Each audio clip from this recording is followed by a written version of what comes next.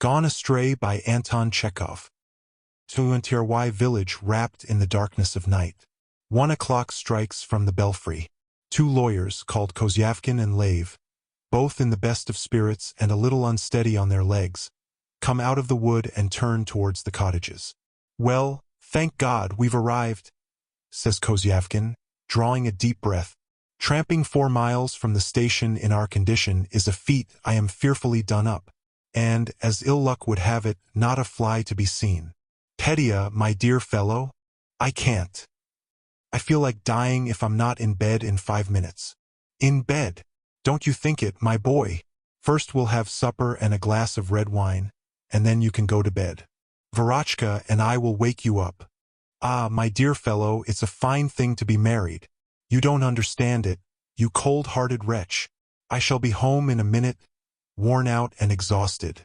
A loving wife will welcome me, give me some tea and something to eat, and repay me for my hard work and my love with such a fond and loving look out of her darling black eyes that I shall forget how tired I am, and forget the burglary and the law courts and the appeal division. It's glorious. Yes, I say, I feel as though my legs were dropping off. I can scarcely get along. I am frightfully thirsty. Well, here we are at home. The friends go up to one of the cottages, and stand still under the nearest window. "It's a jolly cottage," said Kozyavkin. "You will see tomorrow what views we have. There's no light in the windows. Verotchka must have gone to bed. Then, she must have got tired of sitting up. She's in bed, and must be worrying at my not having turned up." He pushes the window with his stick, and it opens. Plucky girl. She goes to bed without bolting the window. He takes off his cape and flings it with his portfolio in at the window. "I am hot. Let us strike up a serenade and make her laugh." He sings. The moon floats in the midnight sky. Faintly stir the tender breezes. Faintly rustle in the treetops. Sing, sing, Alyosha. Verotchka, shall we sing you Schubert's serenade? He sings. His performance is cut short by a sudden fit of coughing. "Tfu, Verotchka, tell Aksiniya to unlock the gate for us." A pause. "Verotchka, don't be lazy. Get up, darling." He stands on a stone and looks in at the window. "Verotchka, my dumpling. Verotchka, my poppet. My little angel, my wife beyond compare. Get up and tell Aksiniya to unlock the gate for us. You are not asleep, you know. Little wife, we are really so done up and exhausted that we're not in the mood for jokes. We've trudged all the way from the station. Don't you hear? Ah, hang it all." He makes an effort to climb up to the window and falls down. "You know this isn't a nice trick to play on a visitor. I see you are just as great a schoolgirl as ever, Vera. You are always up to mischief. Perhaps Vera Stepanovna is asleep," says Lev. "She isn't asleep.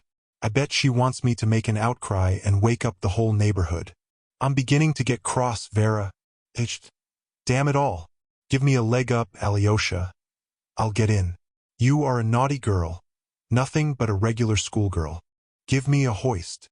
Puffing and panting, Lev gives him a leg up, and Kozyavkin climbs in at the window and vanishes into the darkness within. "Vera!" Lev hears a minute later. "Where are you?" "Damnation. Phew. I've put my hand into something. Tfu."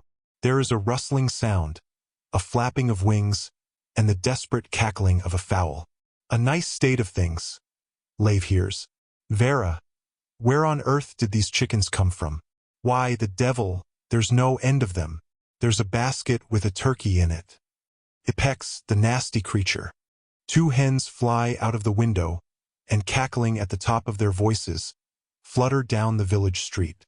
"Alyosha, we've made a mistake," says Kozyavkin in a lachrymose voice.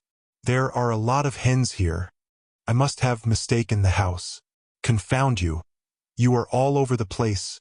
You cursed brutes. Well then, make haste and come down. Do you hear? I am dying of thirst. In a minute. I am looking for my cape and portfolio. Light a match. The matches are in the cape. I was a crazy idiot to get into this place. The cottages are exactly alike. The devil himself couldn't tell them apart in the dark. i.e., the turkeys pecked my cheek. Nasty creature. Make haste and get out or they'll think we are stealing the chickens. In a minute. I can't find my cape anywhere. There are lots of old rags here, and I can't tell where the cape is. Throw me a match. I haven't any. We are in a hole, I must say. What am I to do? I can't go without my cape and my portfolio. I must find them.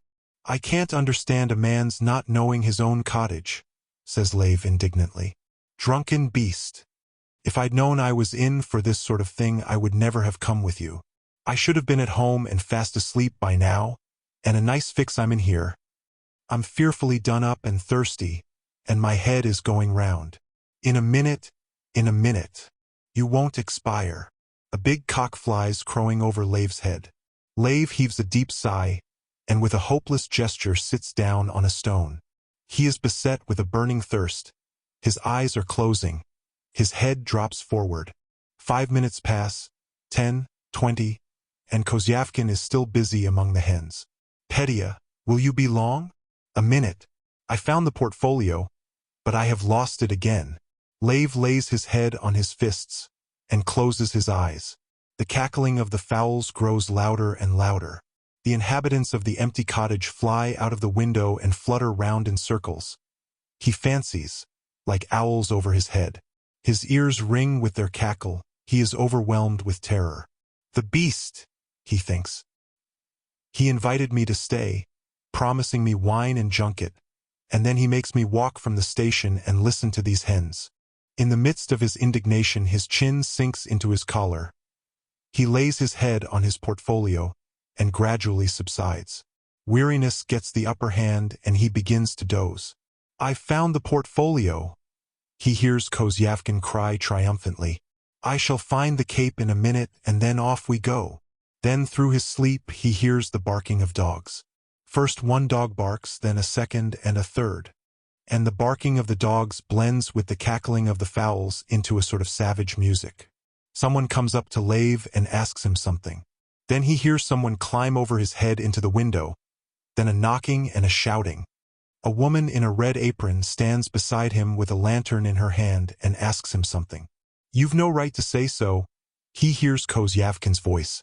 I am a lawyer, a bachelor of laws, Kozyavkin. Here's my visiting card. What do I want with your card? Says someone in a husky bass. You've disturbed all my fowls. You've smashed the eggs. Look what you've done.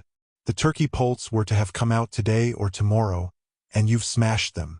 What's the use of your giving me your card, sir? How dare you interfere with me? No, I won't have it. I am thirsty, thinks Lave, trying to open his eyes, and he feels somebody climb down from the window over his head. My name is Kozyavkin. I have a cottage here. Everyone knows me. We don't know anyone called Kozyavkin. What are you saying? Call the elder. He knows me. Don't get excited. The constable will be here directly. We know all the summer visitors here, but I've never seen you in my life. I've had a cottage in Rottendale for 5 years. Phew! Do you take this for the Dale? This is Sicklystead, but Rottendale is farther to the right, beyond the match factory. It's 3 miles from here. Bless my soul! Then I've taken the wrong turning. The cries of men and fowls mingle with the barking of dogs, and the voice of Kozyavkin rises above the chaos of confused sounds. You shut up. I'll pay. I'll show you whom you have to deal with. Little by little the voices die down.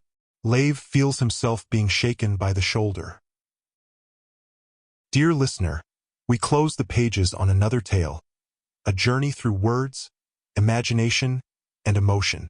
Here at the Falls Audiobook, where stories flow like a river's current, carrying you to distant worlds and uncharted depths. We thank you for joining us. As always, we invite you to linger a little longer.